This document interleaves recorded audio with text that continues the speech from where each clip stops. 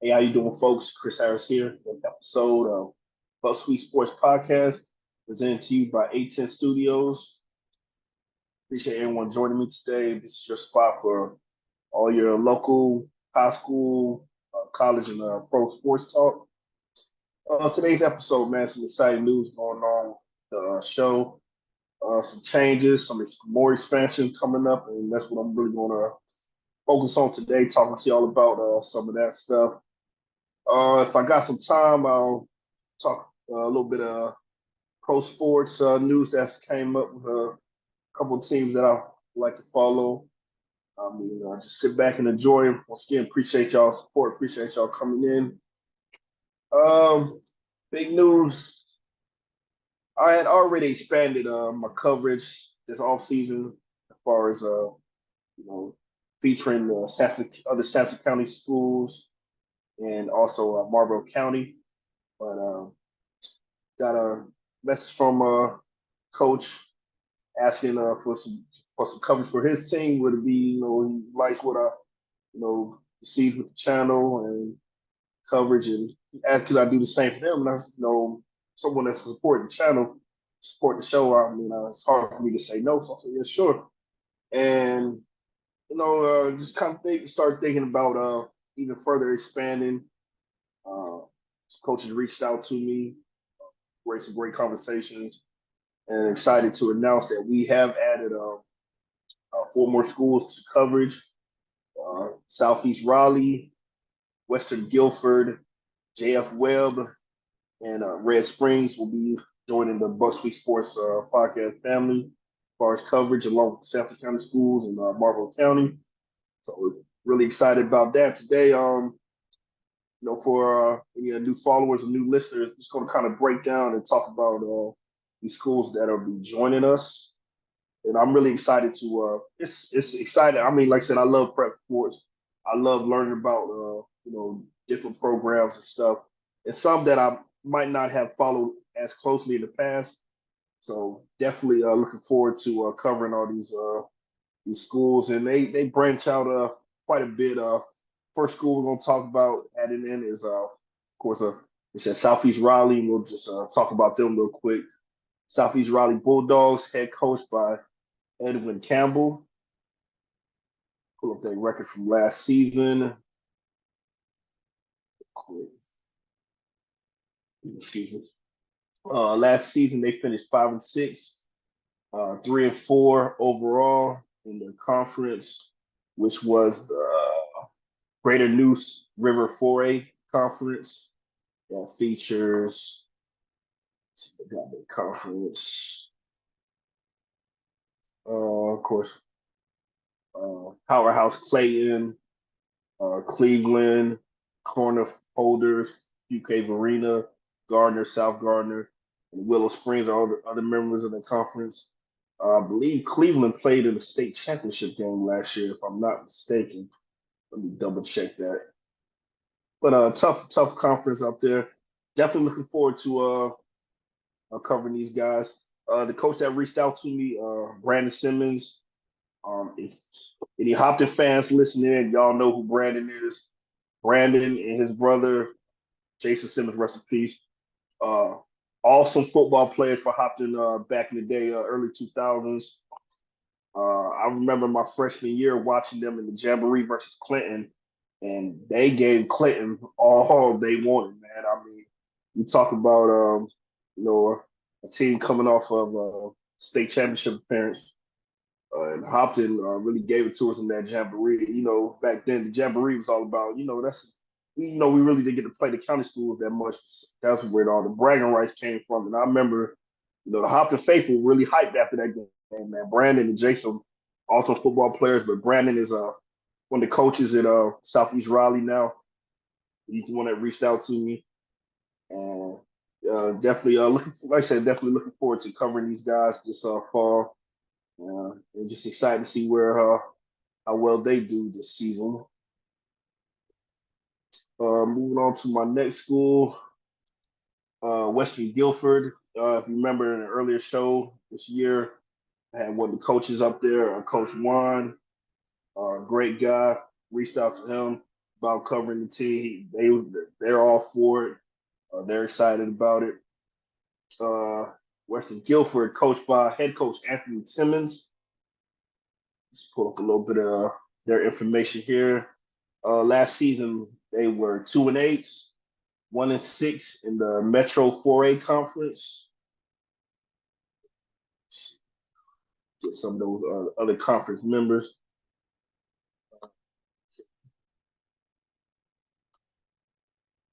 Same conference with Grimsley, Northern Guilford, Northwest Guilford, Page, Ragsdale, Southeast Guilford, Southwest Guilford. Other members of that conference.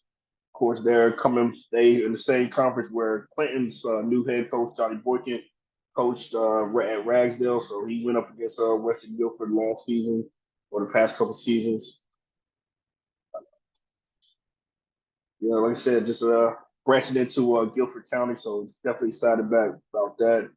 Coach Juan shared with me a couple of their players that I should be on the watch out for, and definitely checked them out. There's some impressive guys. Looking forward to, like I said, just another new opportunity to learn about a new school, new team. Definitely looking forward to you know, re, you know speaking on them more. Next team, Jeff Webb Warriors.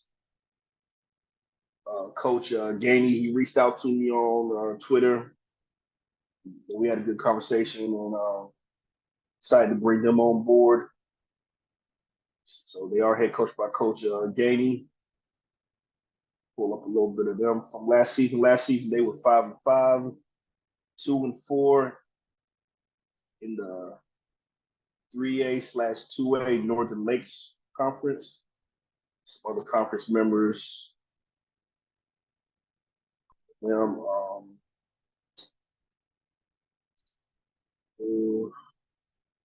it's like they were in the same conference with Carborough, Granville Central, Lewisburg, South Granville, Southern Durham, Bass County. So just kind of doing my little research with them because it's a team that Clinton played a couple seasons ago, and they're definitely look like their coach Kenny has them pointed in the right direction. Showed where they had probably their best overall season since 2010. He's increased participation. He said that he started out with maybe 25 kids on varsity, raised it up to 45. Team GPAs rose in. Um, they were 4-1 at home this season. Had a couple shutouts. He said the next goal is basically being one of those perennial playoff teams. Definitely pointed in the right direction. You see a lot of positives, a lot of improvement with that program. So it's definitely not the same old JF Webb Warriors that are accustomed to in the past. So he definitely got them heading in the right direction. Excited to see where they're headed this season. Checked out some of their key guys returning. They definitely got some athletes returning. Definitely gonna be a team that's gonna be fun to keep track of, fun to watch.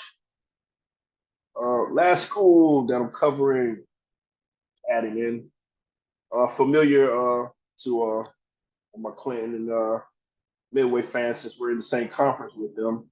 It's the Red Springs Red Devils. They are coached by Timothy Ray. Last season they were 5-6, 2-3 in that SAC 6 conference. Of course, you know who's in that conference: Clinton, St. Paul, Midway, West Blade, and Fairmont. And of course, Red Springs. Some really talented players they have returning next season.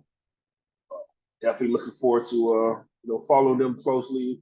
Like I said, it's a team that I've gotten to see in the past, and you can see the improvements. Coach Ray's been there a couple of years now, trying to really put his stamp on the program. So definitely an exciting season coming up for them. A season where many would say the SAC 6 is pretty much could be, anybody's ball game as far as what Clinton lost to graduation. Think that maybe this might be the year a team like Red Springs could possibly, be a wild card, be a underdog they'll make that move, try to break into the top of the conference. We'll see. They definitely have some guys that I checked out on film, and they got some athletes. So they're gonna be a fun team to really fun team to watch. But those are the four new members of the Buck Sweet Sports Podcast family. Um, I wanted to cap it off at 10 teams. Like I said, at the end of the day, I'm just one person. I'm one man. Don't want to put too much on myself, but like I said, I felt like 10 teams is manageable. Like now, what I explained on the earlier show, what my plan was, um, like I said, you can't really dive too deep and detail each single team, in an hour, which is what my producer wants me to try to keep it at. But what I was thinking was, each week, I'm gonna touch on every team, but each week I'm gonna choose a game of the week where I really focus on, that one matchup. And like I said, luckily for a lot of these teams playing each, especially my San Francisco team, we're playing each other. So a lot of times I can kill two birds with one stone. But yeah, that's what my plan is each week.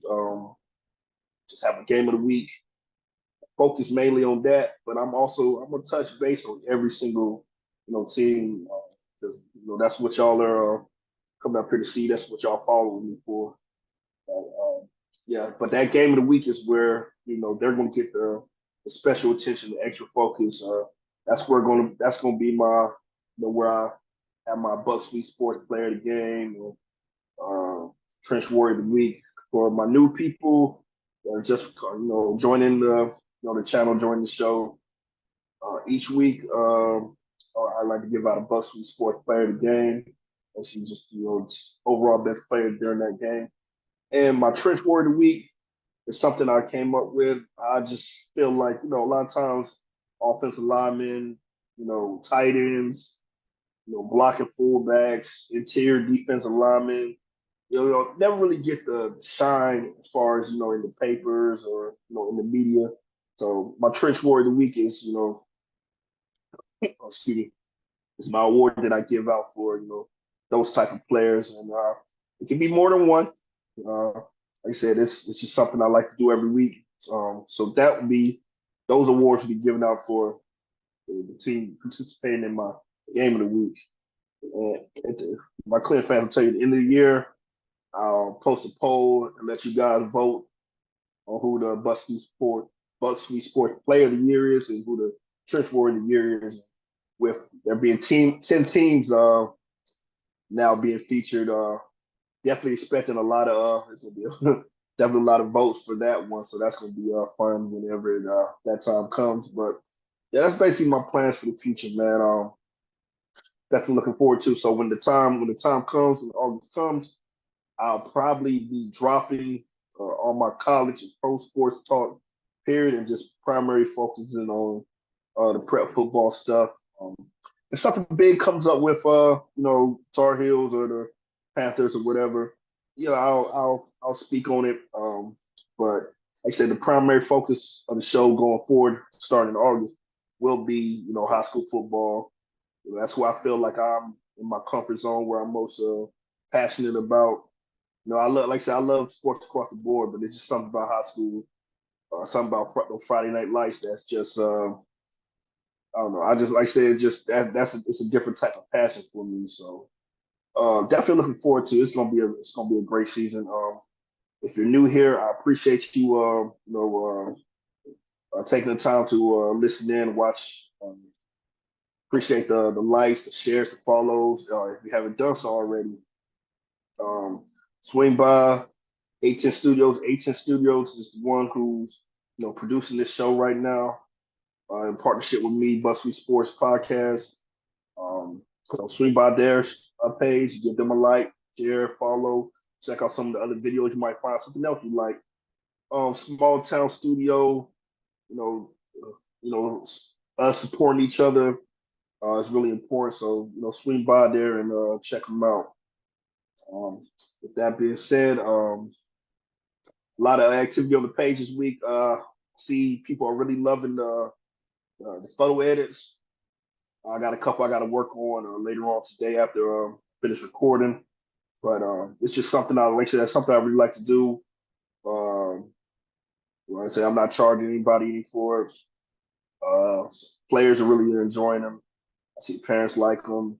So for my new followers from Red Springs, JF Webb, Southeast Raleigh, Western Guilford. I mean, if you're a parent, if you're a player, if you're a family member, you want something made for your son and I do all sports as well, not just football. But if you want something made, just message me.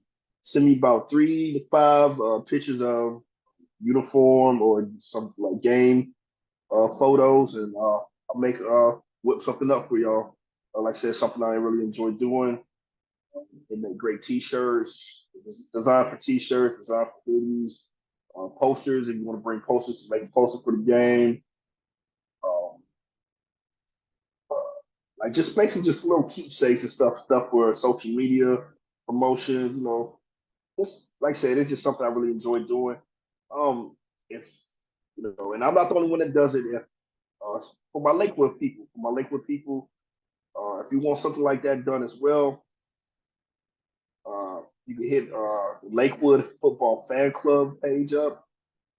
This guy, he does them, does T-shirts, does tumblers, he said backpacks and stuff too. So I mean, check him out. He said there's a lot of people doing a lot of stuff for high schools and content and just little things that just so support your local your local content creators and your local clubs and stuff that are out there just trying to bring promote the programs. But that's like I said, I really something I really enjoy doing. And like I said, I've been doing it a lot this week, and people really seem to really like them. So like I said, that's what it's all about. Going to transition a little bit into some pro stuff before I close out for this week. Saw some news. My Charlotte Hornets finally got some head coach. It's gonna be Charles Lee. Coach Lee. Pull, pull up a little bio real quick on him. I know most notably he was a member of the coaching staff for the Milwaukee Bucks when they won the NBA championship a couple seasons ago. He's got a lot of experience. He's been with Boston the last couple seasons, but first time head coach, and I feel like he probably the type that we need in Charlotte. And hopefully, he can be the one that really move the needle. But yeah, he's worked for Boston the last couple of years. Worked in Milwaukee in that championship team. Been a part of a couple of good Atlanta Hawk Atlanta Hawks organizations. So yeah, looking forward to seeing what Coach Lee can do. Charlotte, I feel like we got a good core. He said just about adding some depth pieces and just having that coaching stability. Hopefully, can push us to the next level and getting healthy at the same time. Man, Lamelo being hurt this last season really what did us in. More pro stuff. Carolina Hurricanes for my hockey fans out there. Currently down 0-2, heading back to Raleigh for game 3. Um, Hard fought 2 games up in New York. They were in it both games. Definitely knew this wasn't going to be easy feat. The New York Rangers are number 1 team in hockey for reasons. And they did what they were supposed to do. Anytime you talk about the playoffs, whether it's NHL, NBA, and you talk about 7-game series, you're not in trouble until you lose a game at home. So taking care of business game 3 or 4, that's what's as long as we take care of business, we're still in this series. Like I said, you're not in trouble until you lose a home game. So hopefully, Hurricanes can pull it out and hopefully get these next two games here in Raleigh back home. Uh, Closing out pro talk. I was gonna take this week to talk about the draft as far as the Carolina Panthers, but kind of feel like that's kind of passed me by a little bit. Kind of got hung up on some other stuff last week, and I wanted to talk about my new teams that I was covering this week. So I wanted to mainly focus on that. But just a little quick, thoughts on as far as the draft goes. I I'm happy with it overall. I felt like I said this whole point of this offseason was all right, you got a rookie quarterback that you invested heavily in, all the draft capital and DJ Moore and stuff, losing all that. So this whole offseason was about all right, we gotta put Bryce in the best position possible so we can finally, reap those benefits and see him grow. Give him what he needs to succeed. We saw them take care of the offensive line in free agency, improving that greatly. And of course, you saw the trade for Diontae Johnson, giving him a solid wide receiver, something that were few and far between last season. All we had was really Adam Thielen as far as consistency. So we got Diontae Johnson, got fixed the interior offensive line. Going into the draft, big talk with wide receiver, wide receiver, wide receiver. Of course, we didn't have a first round pick at the time. That changed late in the first round. We traded up, drafted Xavier Leggett, wide receiver from South Carolina, explosive, gives you that AJ Brown, DK Metcalf kind of vibes as far as his ceiling goes. Excuse me. And a guy that like I said, he was tied to us in a lot of mock drafts. It's a guy that I wasn't surprised to see us pick him, and I'm happy with the pick. I feel like it's a perfect fit. He's a country boy. If you heard this guy talk, man, like I said, I know we're country in Clinton. Well, this dude, I mean, he's country. He's like backwoods. He might like Garland type country, man. This like we kind of need like the bouncing ball to kind of understand what the world he's saying, man. But seems like a really good dude, wholesome dude, a guy that wants to be in Carolina, which that's important because wanted to be someplace. And he wanted to be a Carolina Panther, so I'm all for it. So him and Bryce Young, that could be a lethal tandem for years to come, hopefully. Moving forward in the second round, we drafted. Did something surprising, kind of caught me off guard, caught a lot of people off guard. A lot of people didn't like it, but I after seeing the guy, I'm like, okay, I can understand why we wanted him.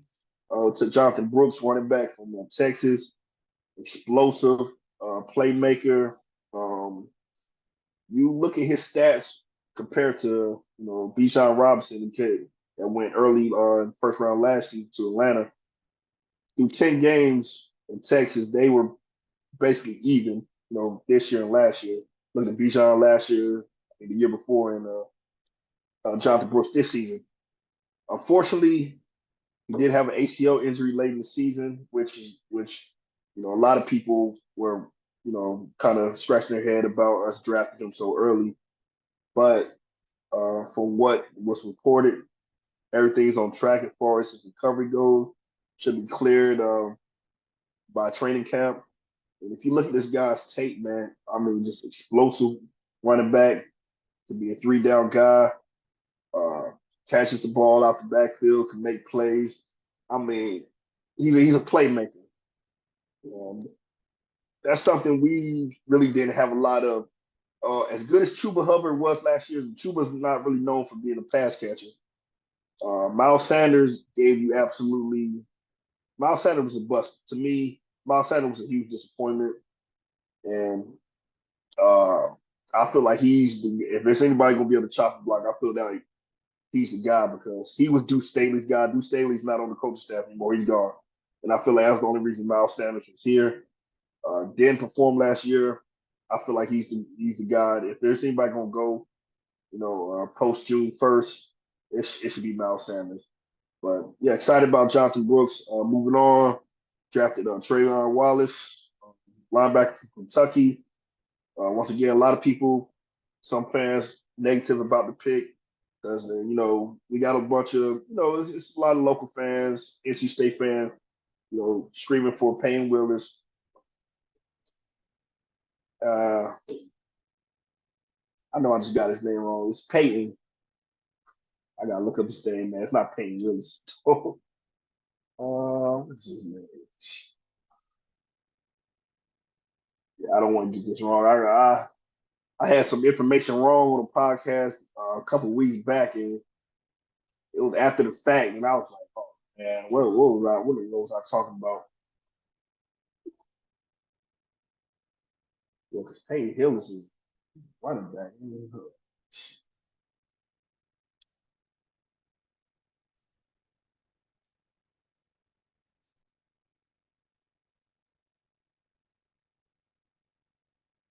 Peyton Wilson. All right, I was close. Peyton Wilson. Everybody wanted Peyton Wilson, but obviously he's had those injuries in college, and it was reported that he doesn't even have an ACL in one of his knees, and some 22 out of 30 teams view him as a one contract type of player, which that's giving him maybe 3 to 5 years in the league. So a lot of people were really, a lot of teams shot off on him. But I like Wallace. I've checked out Wallace's tape. Aggressive linebacker, a guy that plays a lot like Shaq Thompson. So he's a guy that could probably learn a lot from Shaq. A guy that could probably contribute possibly this season, if not next season. A lot of people are comparing him to Brandon Smith, a linebacker that had a lot of the athletic intangibles, but he just hasn't really never, you know, brought it all together. I feel like Wallace could be a dog for us. This next pick, and this is the last pick I'll talk about. Um, it's not too often that I get genuinely excited, like cheering excited about a fourth round pick, but I did on that Saturday pick 101, first pick of the fourth round. Carolina Panthers selected tight end from Texas, and man, let me tell you, I've been talking about it for a while now.